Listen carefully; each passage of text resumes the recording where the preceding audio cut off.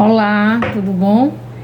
Às vezes eu demoro a entrar aqui, né, de conversar com vocês, mas às vezes é a correria do dia a dia. Eu escolhi hoje uma temática dentro da literatura e pontualmente da produção textual, onde a gente case as duas referências, né, dentro de prova, de que forma a literatura ela pode ser usada como repertório, de que forma a gente entremeia o uso de algumas obras literárias dentro da construção textual, onde isso a gente sabe que a gente pode utilizar dentro da competência 2, tá? E eu elenquei 3 obras muito pontuais da realidade, da temática que vai ser abordada, que é a questão da desigualdade social, e que a gente pode entremear o uso dessas análises, do uso dessas obras dentro da produção textual. Tá, colocando a referência pontualmente de Enem ou de qualquer outro vestibular, o EMA ou qualquer outro certame que você venha fazer. Então vamos lá, eu escolhi 3 obras que referenciam a desigualdade social, que talvez seja uma das problemáticas, uma das temáticas muito recorrentes dentro da nossa sociedade brasileira atual, né, na sociedade contemporânea. E a primeira obra é Quarto de Despejo, de Carolina Maria de Jesus, onde a gente pega o contexto inicial da autora, da própria Carolina de Jesus, negra, né? Pouco estudo, mas acima de tudo uma mulher guerreira, uma mulher que era muito bem situada nas suas vontades, catadora de lixo, né? Remanescente da favela, mas acima de tudo uma mulher altiva quando a gente coloca a referência da propriedade dela, a inteligência, tá? Então, tudo que ela encontrava no lixão, ela era catadora de lixo, né? Tudo que ela encontrava no lixão, livro, lápis, ela usava, porque ela gostava muito da prática da escrita, da leitura. Mesmo ela tendo pouco estudo, ela estudou somente até a antiga segunda série do fundamental, mas ela tinha esse gosto pelo uso da palavra. Então ela utilizava desse dom para talvez referenciar as suas necessidades e externar dentro da realidade que ela vivia. Então ela catava lixo e, achando esses livros, essas revistas, ela começou a sua produção. E a obra Quarto de Despejo retrata um gênero textual diário. E ela escrevendo esses relatos, essas vivências, né, dentro da prática do seu dia a dia, ela conseguia observar dentro de uma sensibilidade as necessidades e as carências, né, do brasileiro. Dentro desse contexto de catadora de lixo, ela via naquelas possibilidades de necessidade do ser, dos excrementos, através dos excrementos que eram jogados pelos outros, a referência dali ter um ponto de partida para uma nova observância social. Mas, acima de tudo, ela pontua dentro dessa obra a necessidade de colocar as práticas dessa gritante diferença social.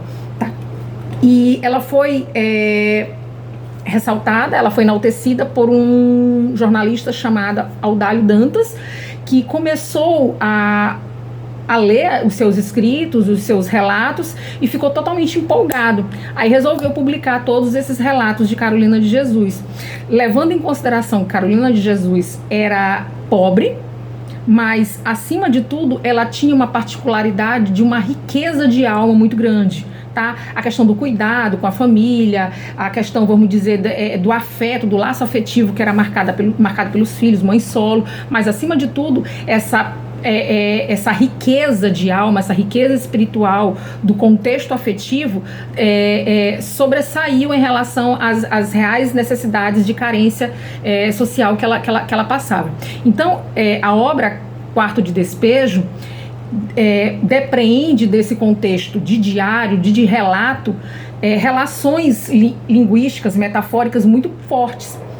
Se tu pegares o nome Quarto de Despejo, despejar é aquilo que não presta, são os excrementos. E ela coloca essa relação metafórica dentro da cidade de São Paulo, onde ela coloca a questão da favela, totalmente situada num contexto fora da cidade de São Paulo. Fora no contexto de que jeito, de que forma? No contexto de que a favela é o quarto de despejo e o contexto de São Paulo, a metrópole, é a sala de jantar. Dentro da tua casa, vamos aqui colocar dentro de um contexto hierárquico. A sala de jantar talvez seja o lugar mais aprazível, mais refinado. O quarto de despejo, aquele lá dos fundos, é aquilo que você joga todos os excrementos. Tem uma citação dentro da obra que diz assim, ó: às 8h30 da noite eu já estava na favela, respirando o odor dos excrementos que mescla com o barro podre. Quando eu estou na cidade, eu tenho a impressão que eu estou na sala de visita, com seus lustres de cristais, seus tapetes de viludos, almofadas de cetim. E quando eu estou na favela, eu tenho a impressão que sou um objeto fora de uso, digno de estar num quarto de despejo. Então, ela coloca o caráter, o quê? Dentro do cenário pontual do que é a desigualdade social de um quarto de despejo e aquele que frequenta uma sala de jantar, uma sala de visita, uma sala de estar. Então, são as marcas hierárquicas que cada lugar entremeia o ser, tá? E ela faz isso dentro do recurso próprio da metalinguagem, onde o quê? Onde ela coloca a pontualidade textual, situando essa o quê? Essa desigualdade social, certo? A próxima obra é um presente que, de certa forma, a gente ganhou aí, e também é uma das indicações do Paz da UEMA, que é de Conceição Evaristo, Olhos d'Água, que dentro da mesma realidade aproximada de quarto de despejo, a gente tem um enaltecimento da mulher negra, mas uma mulher negra diferenciada e colocada com a proposta de ser uma negra, mas não uma negra na cor, mas não uma negra de uma desigualdade, mas uma negra com propriedade de representatividade da raça negra. E Conceição Evaristo faz isso com uma excelência, com uma magnitude própria de colocar a literatura feminina, de autoria negra, dentro de uma excelência, dentro de um lastro muito, muito, muito representado, né? Então, a obra Olhos d'Água retrata, são 15 contos, pontuando várias temáticas, vários assuntos, né? Fala sobre a questão da desigualdade social, fala sobre a questão da marginalidade, fala sobre a questão do homem que coloca as suas vontades, os seus desejos, e faz desses seus desejos, as suas vontades, um contexto de vencer na vida. Então, ela traz uma perspectiva de pontuar essas necessidades, essas carências sociais, mas, acima de tudo, retratar que essas necessidades, às vezes, ou quase sempre, fazem do ser um vencedor. Que a partir dessa dor, da carência, da necessidade, ele vence. Então, talvez essa dor seja o grande estopim, a grande mola propulsora para que esse homem vença na vida. E é interessante que a própria, como é que eu posso dizer, a própria escritora, no caso Conceição Evaristo, ela pratica de uma o que a gente chama na literatura de escrevivência. Ela relata, ela coloca muito aquilo do que ela partilha, muito aquilo do que ela vivencia, muito aquilo do que ela abstrai dentro do contexto, do que seja sofrimento, mas em cima daquele sofrimento eu ter uma predisposição para que eu transforme esse sofrimento em uma vitória.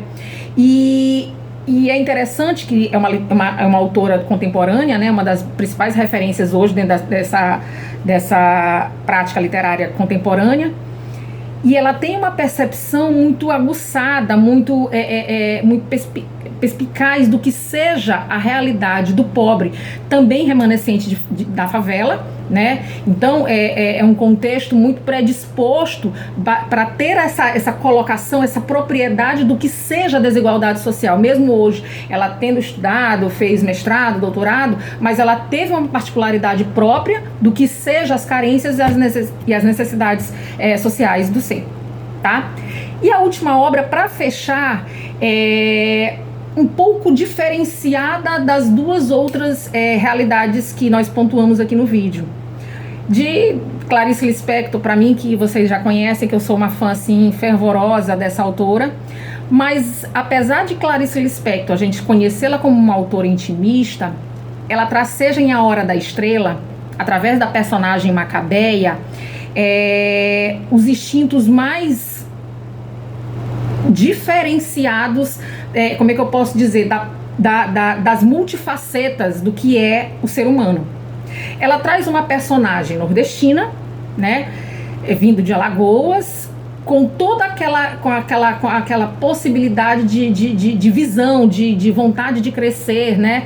E ela trabalha dentro dessa personagem essa percepção de enxergar à frente, né? De ter vontade do vencimento, de ter saído do Nordeste e chegar dentro desse contexto migratório, né, que ela fez do Nordeste para o Rio de Janeiro, mas com uma vontade de vencer, mas sabendo dessas dificuldades que ela iria enfrentar. E Macabeia é uma personagem, assim, se tu prestares atenção, muito estranha. Ela foi criada pelo narrador JM, é um jornalista, JM Dias, e ele faz uma relação dessa personagem, onde ele cita elementos dessa personagem muito, como é que eu posso dizer, questionáveis de si mesma, né? Então é uma personagem, ora a gente vê potencialidades, ora a gente vê fragilidades. Quando ela pinta a unha de vermelho, ela só pinta a unha de vermelho para poder tirar com o dente, tá? Roer o esmalte. Então, às vezes, alguns comportamentos que a gente vê assim, meu Deus, parece que não é tão assim de uma pessoa com uma sanidade mental, né, correta. Mas eu acredito que a própria Clarice Lispector faz essa entremeação do contexto próprio dela, da intimidade, da análise literária, de colocar um personagem sendo analisado intimamente, mas um personagem carente.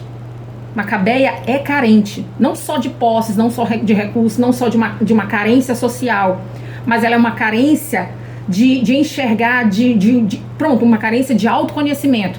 Então, alguns comportamentos da própria Macabeia, ela vai fazendo para que ela possa se conhecer.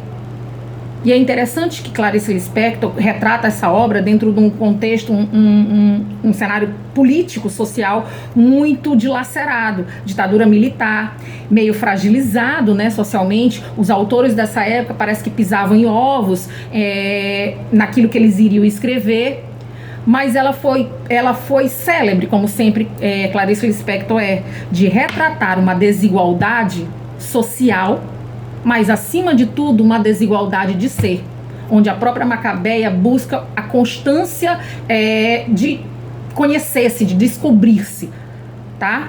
Então, mais uma vez, obrigada. Tchau, tchau. Até o próximo encontro. Tchau.